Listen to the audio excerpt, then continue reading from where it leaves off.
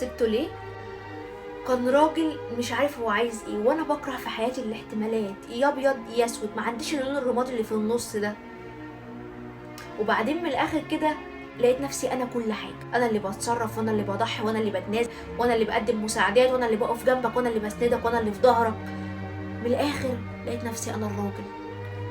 بس انا ما سبتوش عشان انا زهقت، انا سبته عشان تعبت من وجعه وكسرته ليا، وهو كل ده شايف انه ما قصرش وشايف انه ما عملش حاجه توجعني. فكون انه هو شايف ان هو ما عملش حاجه وجعتني او كسرتني، هيفضل شايفني قليله وما اتوجعتش وما اتكسرتش وانا بديها على دماغها، وهتفضل تاخد على دماغها وهتفضل مستحملها عشان بتحبني. بس لا، انا هنا كان لازم اقول لا، انا مش هضحي، انا مش هتنازل، انا هشوف نفسي حلوه عشان انا استاهل، عشان انا استاهل اتشاف حلوه.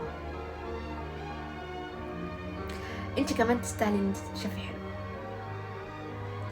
فما تضحيش وما تتنازليش عشان حد مستخسر فيكي الفرحه، مستخسر فيكي ان يشوفك مبسوطه زي بقيت صحابك. انت عايزه ايه غير ان انت تكوني مبسوطه وما بتبصيش لواحده صاحبتك وتقولي يا ريتني انا مكانها، يا ريتني انا هي. انا كنت معاه بنت بمليون راجل وهو عاجز ان يكون معايا راجل واحد. تفتكري بعد كده هيقف جنبك او هيسندك؟ لا، هيبقى انت برضو كل حاجه. وبعدين بصراحه بقى مجتمعنا مليان مطلقات، فانت مش هتروحي تجيبي خيبه معاكي وتقعدي ويتقال عليكي كلام قد كده وانت عارفه مجتمع